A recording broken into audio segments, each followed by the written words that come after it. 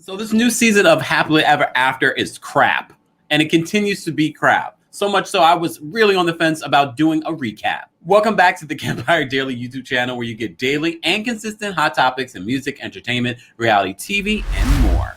As always, don't forget to like, comment, subscribe, and hit that notification bell so you never miss out on breaking news when we go live or when we upload.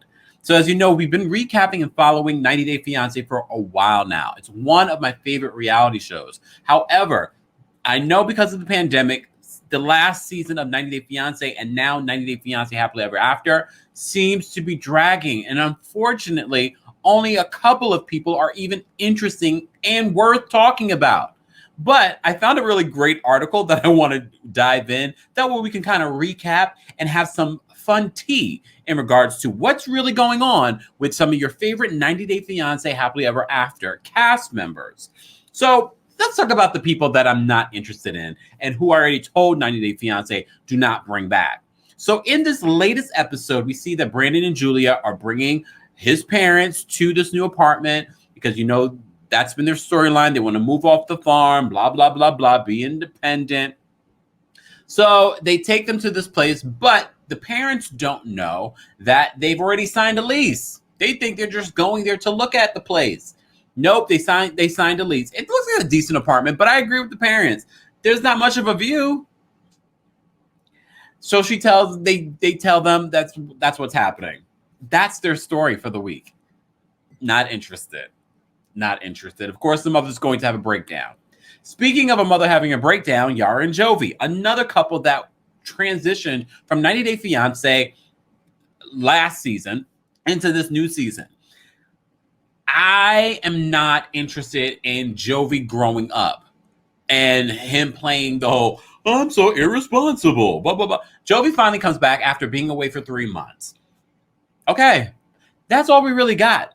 Him coming back, him not knowing where he's moving. Oh, he's moving to the bayou from the city. Not interested. Cute baby, but still not interested. Next week is going to be funny because there's going to be some sort of beef between the mom and Yara because she's like, in my country, people come to eat and then they go home.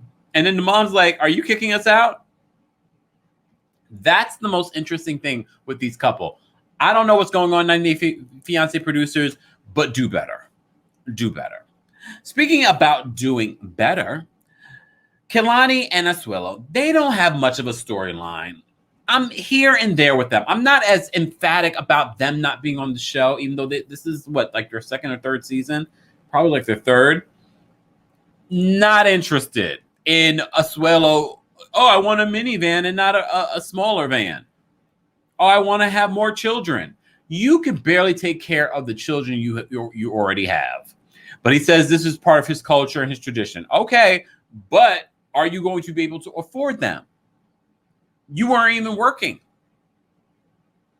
And you guys are living with her parents because you cannot live on your own. You can't even rent on your own, even though this season opened up with them trying to buy a house. I was like, if they don't get off my television with the lies, the lies, the lies, the lies. Speaking of the lies, Andre and Libby, hear me out. This week, I actually believe their storyline. Besides when they actually got to Libby's aunt's house, I didn't believe the whole beef between Libby's brother and Andre. I feel like they're playing that storyline to continue because that's the most interesting thing that they bring. But I do believe the confrontation between Libby and Andre about finding parking at this Airbnb. I was like, you know what? That really does happen in families where you thought someone planned something correctly, but they probably got bamboozled through the Airbnb seller. Who knows? I actually believe that. I was like, that frustration I think was real. I mean, I'm hoping it was real. But the fight later on between Andre and Libby's brother, nah. But from what we saw, the physical fight does get real. It does seem as real. I didn't believe the physical fight between the sisters, but I do believe the fight between Andre and Libby's brother. Still not interested in this storyline. Please let this be their last season here on the show. I hope you guys the producers are really working on a stellar 90 Day Fiance before the 90 Day something, because so far 90 Day Fiance a couple of months ago and now 90 Day Fiance Happily Ever After, you know who's saving your show? And she only showed up, I think, in like one scene this episode, is Angela.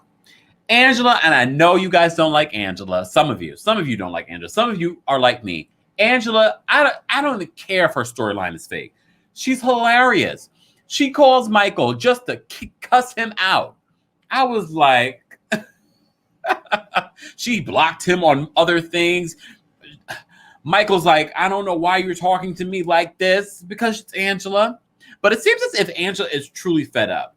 Based on what she was saying in regards to her getting a divorce, she made it seem like the lawyer was like, no, I believe in your love. No, he didn't say that, Angela. What he said is, it's going to be really hard for you to do all of this. And then if you change your mind, start this whole process over. He was very practical in his advice to you. He wasn't like, I believe in your love. It is what it is. But it was nice to see a little bit of Angela. But okay, let's get to some of the juicy stuff. So in regards to Angela being in the news, so this is, and of course we will be citing our sources in the description of this video. So this is from Screen Rant, and they wrote this really interesting, like the things that are happening offline in regards to some of these couples. So I want to talk a little bit about that. So this is what they say. The controversy queen of 90 Day Fiance, Angela Deem, has been bonding with her Happily Ever After Season 6 cast members as fans continue to ask her for removal from TLC. You fans are asking for the removal of Angela? Why? After commenting on Elizabeth's photo and sending Julia a secret present, Angela was seen in Frederick, Maryland, hanging out with Maryland, I guess they meant, Maryland, hanging out with Tiffany and Ronald. We'll get to them in a second. As fan asked Tiffany to stay away from Angela and not take any of her advice. They also dragged the meme off for her terrible choice on IG filters that made her look old and haggard, despite her many cosmetic beauty procedures and weight loss. Well, they compared Angela to the Crypt Keeper and someone from The Walking Dead. You people is this what's going on social media? I need you guys to be a little bit nicer. But since we're talking about Tiffany, you know, this week in this episode, we got to see Tiffany in South Africa. I do feel like Tiffany and probably the producers are really trying to have her stir up trouble. They go Christmas shopping. He spends like almost $700 in Christmas decorations, which is nothing when you really are starting from scratch for a tree, ornaments, blah, blah, blah. But she feels that Ronald is irresponsible. Well, here's some tea, because spoiler alert, if you don't want a spoiler alert, here we go. Suspicions of Tiffany Franco and her South African husband, Ronald Smith, breaking up again spread after she posted screenshots of a conversation between them while accusing him of emotional abuse. 90 Day Fiance star Ronald responded to these messages, calling Tiffany a liar, and later went on a YouTube live with a blogger to claim Tiffany's never submitted his spousal visa application. Some fans claim Tiffany and Ronald, who had recently hinted at a split and got back together by Father's Day, were doing this for clout. But the mother of two shared on her Instagram story claiming that they will be separating. For now, Tiffany has shared that she will be staying away from sharing any details on IG, so fans may continue to watching 90 Day Fiance Happily Ever After for updates. Sometimes I wonder if this is for the show, or are they just being messy? Because we see so many people that aren't even famous, that act messy in regards to their relationships on social media. These two have a baby together. But if she didn't submit his visa application, this is messy. This is very messy. Or maybe she did it knowing that first of all, it's very expensive. But maybe she was like, oh, we still need to do the show, but you're not coming here because this relationship is over. Oh, my God.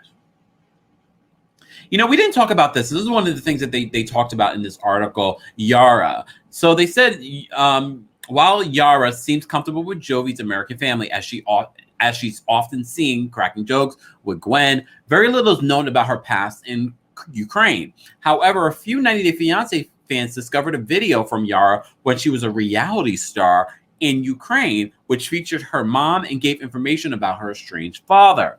In the dating show, which involved Yara flying to Barcelona to meet her online boyfriend, only to get rejected in 3 days, Jovi's wife recalls a memory when she was 8 months old and her father shoved her mother and grandparents. Yara's father was an unruly Hungarian businessman who allegedly often brought women home to sleep with. While Yara's mother was against her marrying a foreigner due to her own experience, there was also a mention of 90 Day Fiancé star having a sister who has never been spoken about on 90 Day Fiancé. And speaking of things that we don't want to talk about, I know we probably talked about this before. Libby and Andre, well, Libby and the sisters apparently have OnlyFans accounts.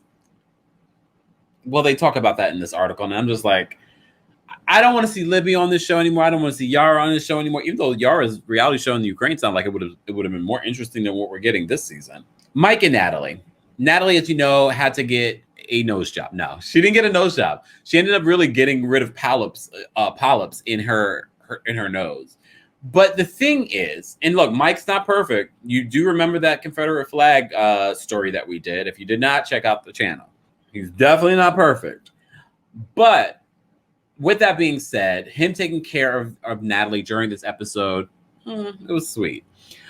But I also think that there is the way that Natalie speaks to people and treats people is so abrupt, is so rude. And I know some people say it's culture, but no, it comes across very rude.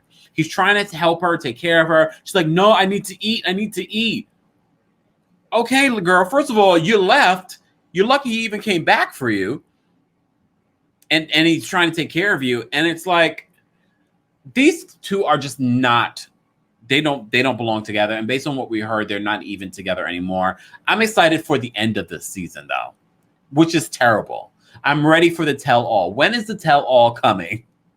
This episode, like I said, only reason why I decided to even do this recap was because I was like, oh, I found this really interesting article talking about some of the things that are transpiring offline.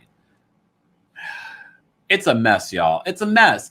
But I want to be consistent because you know what? You get here on the channel daily and consistent content.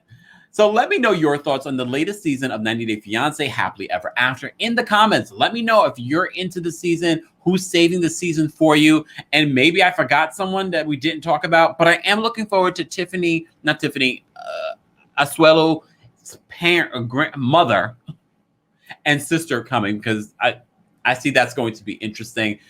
But there's not a lot to look forward to. There's not a lot to look forward to. I'm ready for the tell-all. Usually the tell-all is better than anything. Let me know your thoughts in the comments. Don't forget to like this video, subscribe to the channel, and hit that notification bell so you never miss out on breaking news when we go live or when we upload.